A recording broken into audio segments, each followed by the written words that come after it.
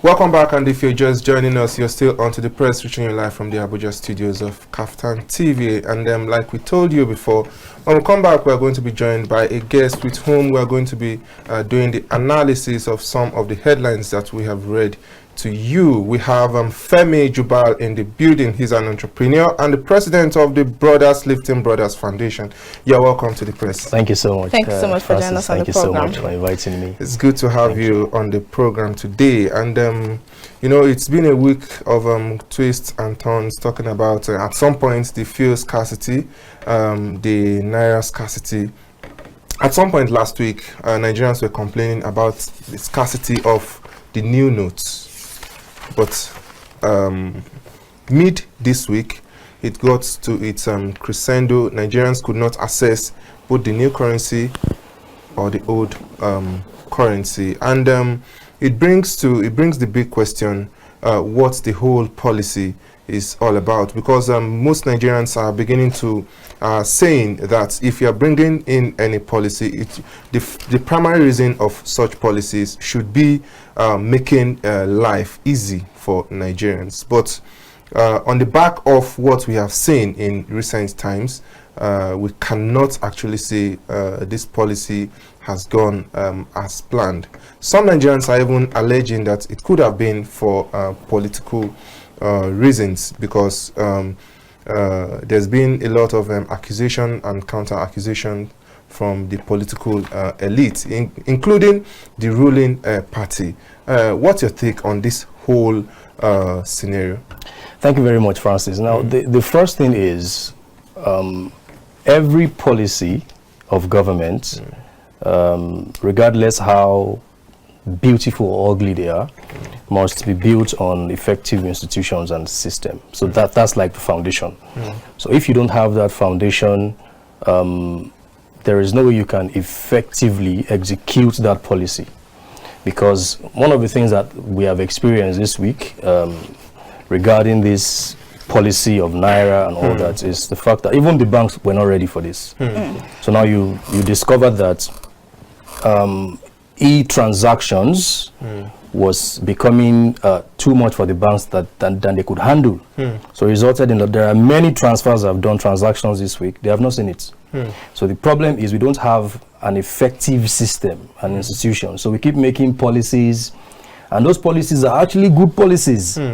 But then because the institutions and the systems are not well structured and in place, they are not functional.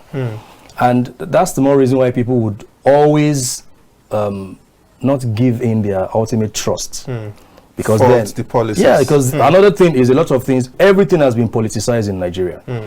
Until Tinubu started crying that, you know, some people are trying to sabotage him. People thought that he was part of this whole, you know, propaganda. So for you to get the trust of the people, you must first build effective, functional institutions and systems. And that's the foundation. And until we do that, we'll keep making good policies that are not, you know, perfectly executed, and people will not trust in those policies. So you're saying that the issue starts not just with the people now, it begins with the bank. So if the banks do not trust the central bank and Nigerians do not even trust the bank, that means this policy is going to take a very long time. Exactly. Like I said, it's the law of cause and effect. Like the problem with Nigeria is we're always addressing the effect of something. What about the root cause? So your policy can be the most beautiful, and we have a lot of great policies in Nigeria. But like I said, there are no functional, effective systems and institutions built around holistic perspective. They're always built around, a lot of people they think about CBN, they look at Emefiele. That's the person they see. Because it's built around an individual. So people don't really have any trust in it. But then if we look at the whole scenario, I was in a conversation with someone I think late last year, and I was complaining about the brain drain happening in the banking industry, because at some point that period, just like now, so many transactions kept on failing.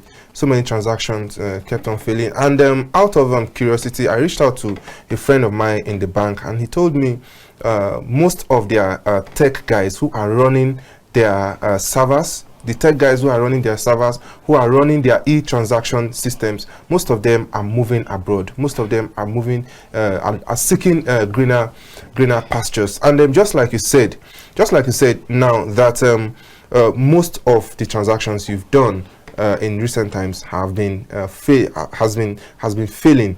Now, what do you think at this point now that everybody has been badly hit by this very policy? Because I would say it's just a section of a minute portion of the Nigerian populace now that are not really affected by this very policy. Now, what do you think Nigerians can do now to be able to cushion the effect of this ill-timed policy? Because in the middle of this, we saw